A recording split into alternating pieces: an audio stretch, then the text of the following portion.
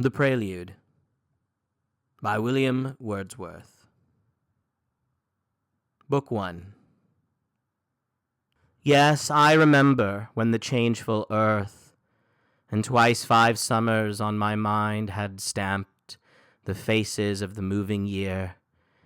Even then I held unconscious intercourse with beauty old as creation, drinking in a pure organic pleasure from the silver wreaths of curling mist, or from the level plain of waters colored by impending clouds. The sands of Westmoreland, the creeks and bays of Cumbria's rocky limits, they can tell how, when the sea threw off his evening shade, and to the shepherd's hut on distant hills sent welcome notice of the rising moon, how I have stood to fancies such as these a stranger, linking with the spectacle no conscious memory of a kindred sight, and bringing with me no peculiar sense of quietness or peace. Yet have I stood, even while mine eye hath moved o'er many a league of shining water, gathering, as it seemed, through every hairbreadth in that field of light, new pleasures, like a bee among the flowers. Thus oft amid those fits of vulgar joy, which, through all seasons, on a child's pursuits, are prompt attendants, mid that giddy bliss which, like a tempest, works along the blood and is forgotten, even then I felt gleams like the flashing of a shield. The earth and common face of nature spake to me rememberable things.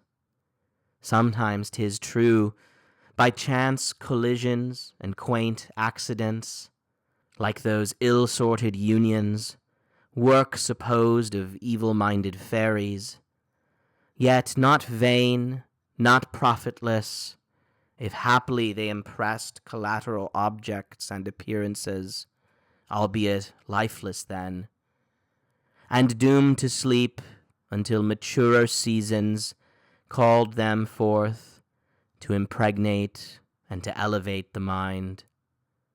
And if the vulgar joy, by its own weight, wearied itself out of the memory, the scenes which were a witness of that joy remained in their substantial lineaments depicted on the brain, and to the eye were visible, a daily sight.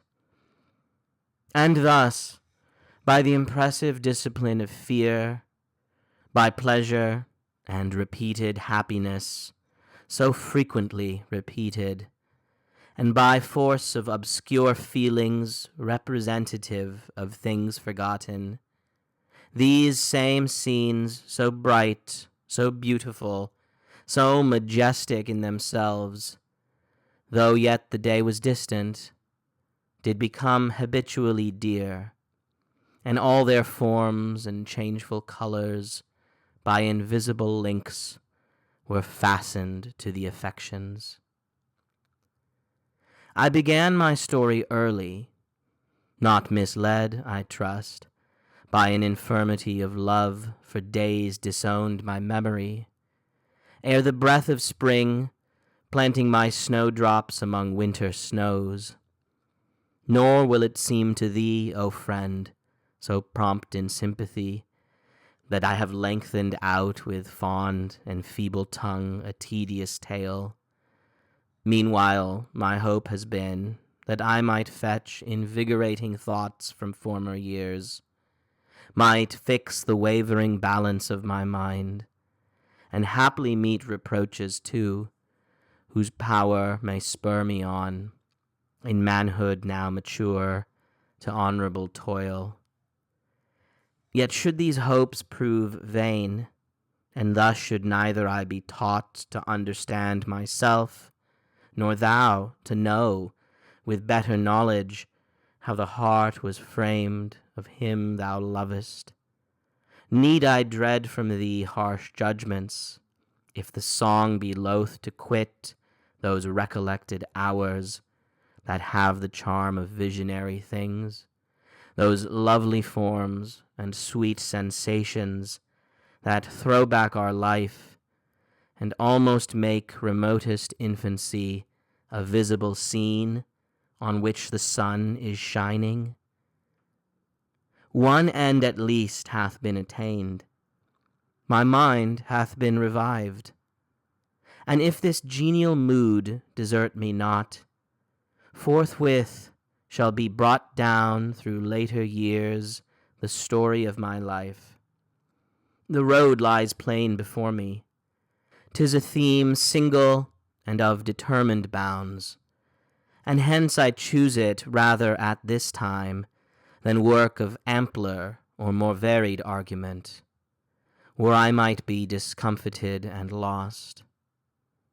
And certain hopes are with me, that to thee this labor will be welcome, honored friend.